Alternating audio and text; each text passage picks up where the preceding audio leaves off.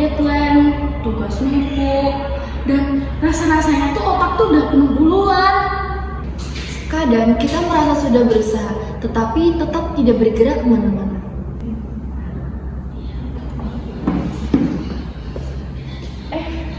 Kalian kenapa? Dari tadi kan mana layar doang? Nggak tahu, mau mulai tuh rasanya berat banget. Padahal waktu awal semester kita tuh masih semangat, tapi makin kesini kayak makin kabur. Rasanya kayak kehilangan arah, tahu harus mulai, tapi energinya nggak ada. Awal semester semangat banget, nulis target IPK tinggi, aktif di organisasi, dan rajin tugas. Tapi sebulan kemudian, semua tinggal kenangan. Yuk kita bahas kenapa sih motivasi belajar itu bisa naik turun dan gimana cara nyalakannya lagi. Motivasi belajar itu adalah dorongan yang membuat kita mau belajar, berusaha, dan mencapai tujuan tertentu. Kalau nggak ada motivasi, belajar akan terasa berat, bahkan hal kecil pun bisa buat menyerah. Kadang bukan karena nggak mampu, tapi karena udah kehilangan alasan untuk berusaha. Kita menjalani rutinitas, tapi lupa apa tujuan awalnya. Jadi semuanya terasa hambar. Kadang alasan yang kuat dalam diri kita bisa bikin kita bertahan meski tugas berat sekalipun. Motivasi itu kayak bensin, kalau udah habis ya nggak bakal berjalan lagi. Nah, psikologi pendidikan menjelaskan bahwa motivasi itu merupakan sumber energi mental yang menyalakan kemauan untuk belajar. Nah, tanpa adanya motivasi, kemampuan sehebat apapun tidak akan maksimal.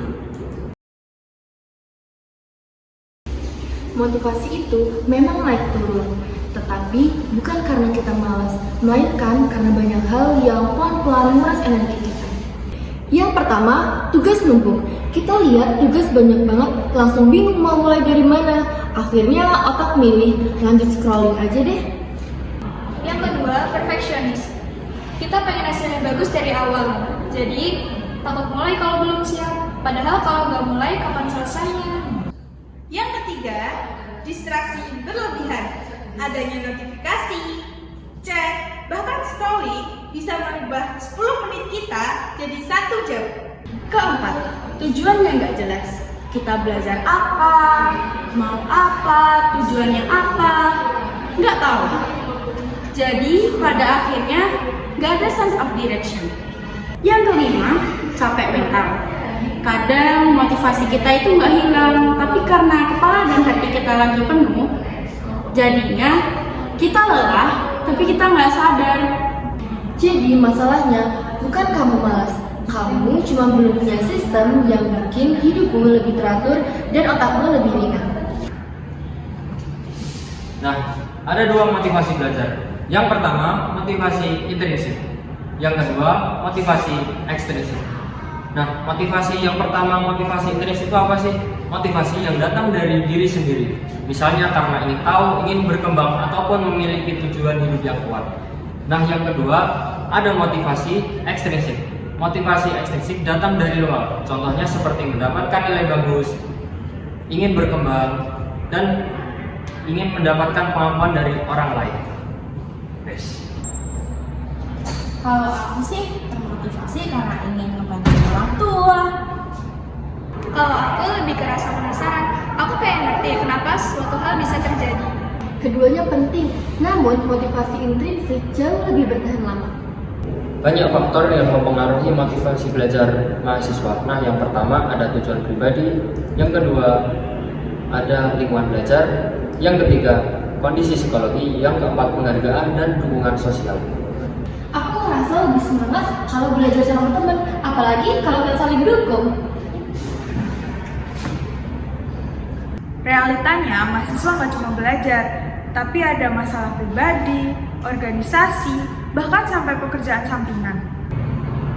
Kadang aku pengen banget fokus belajar, tapi waktu nggak cukup. Beban tugas bikin aku stres, kadang malah rebahan dan nunda-nunda. Inilah yang disebut dengan kondisi akademik burnout, di mana seseorang mengalami kelelahan secara emosional dan kehilangan minat belajar. Tapi tenang, setiap masalah pasti ada solusi. Ada 3 fakta ilmiah kenapa kamu sering merasa hilang arah. Yang pertama, otak selalu menghindari hal yang sulit.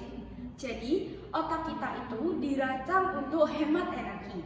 Kalaupun kita ada tugas yang kerasa sulit, panjang, rumit, otak kita itu langsung masang warning sign. Jadi yang dimana kita itu nggak bisa mikir. Nah, itulah kita itu bukan malas ya, tapi memang otak kita itu belum bisa mencerna. Kita fokus pada hasil besar, bukan progres kecil. Seringkali kita pengen langsung dapat nilai bagus, tugas selesai, dan tujuan tercapai. Tapi otak itu lebih termotivasi kalau kita menjalankan progres kecil setiap hari. Sayangnya kita jarang ngeh, jadi semangat kita cepat habis. Yang ketiga, kita terlalu sering membandingkan diri. Melihat orang lain lebih cepat, lebih pintar, lebih produktif, bikin otak kita merasa ketinggalan. Hal ini menurunkan semangat belajar kita pelan-pelan. Jadi, kalau motivasi kamu turun, itu bukan tanda kamu gagal, cuma cara kerja otak yang perlu kamu pahami. Motivasi sering hilang karena kita merasa tidak berkembang. Padahal, kemajuan bisa dipertahankan lewat siklus sederhana ini. Yang pertama, mulai kerjakan bagian terkecil dulu. Jadi, pecah tugas menjadi beberapa bagian. 1 paragraf, 10 menit, 5 soal latihan. Semakin kecil langkah awalnya, semakin besar kemungkinan kamu lanjut. Yang kedua, evaluasi. Cek apa yang sudah berhasil. Nah, setelah jalan, luangkan waktu sebentar buat lihat apa yang sudah bagus. Kadang itu kita cuman fokus sama kekurangan, padahal hal simple kayak hari ini belajar 15 menit itu sudah termasuk progres loh teman-teman. Jadi evaluasi kecil ini bikin otak merasa berhasil dan meningkatkan motivasi. Dengan siklus ini, kamu tidak akan merasa berjalan di tempat. Setiap minggu ada perubahan kecil yang menambah semangat. Berikut beberapa cara menjaga semangat belajar agar tetap stabil. Belajar karena punya alasan kuat, bukan sekedar kewajiban. Tulis perencanaan jangka pendek dan jangka panjang.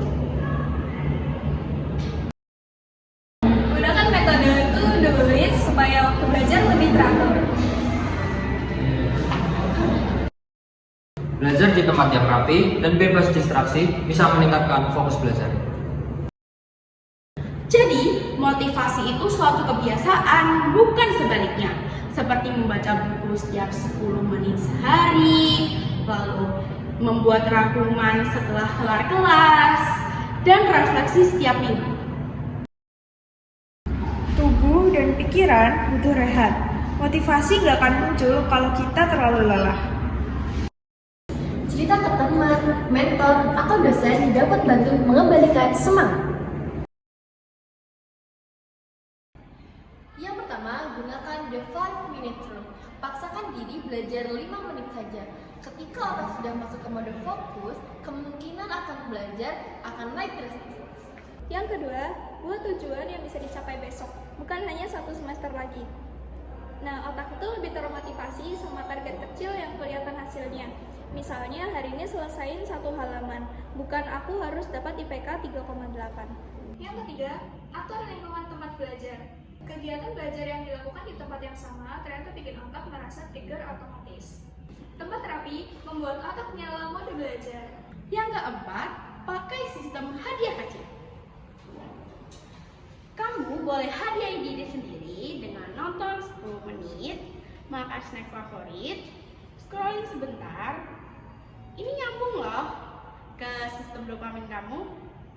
Yang kelima, belajar dengan pola 10-2-10. Mirip Pomodoro tapi lebih ringan. Studi menunjukkan kalau belajar lebih singkat itu lebih efektif. Mengenali pola belajar diri sendiri juga penting untuk meningkatkan motivasi belajar.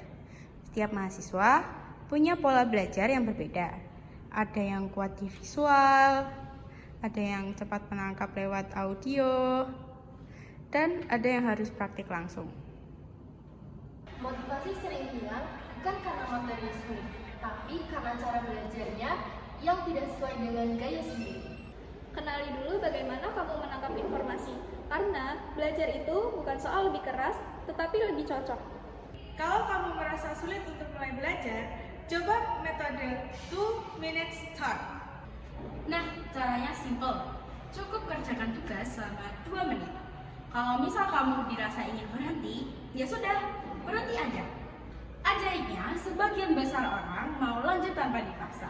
Jadi teman-teman, belajar itu susahnya itu bukan di mengerjakannya, tapi di memulainya. Saat kamu belajar, otak bekerja keras, mengolah informasi, menyimpan memori, dan merencanakan tindakan.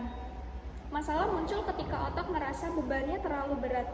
Otak itu punya sistem bernama dopamin, yaitu hormon yang bikin kita bersemangat. Tapi dopamin nggak muncul saat tugasnya susah. Dia muncul kalau kita merasa bisa mencapai sesuatu. Jadi kalau kita ngerjain tugas yang berat, motivasi itu akan cepat hilang karena otak nggak merasakan kemenangan kecil. Motivasi belajar bukan hal yang muncul sekali lalu bertahan lama. Ia harus dijaga, dirawat, dan dibangun setiap hari.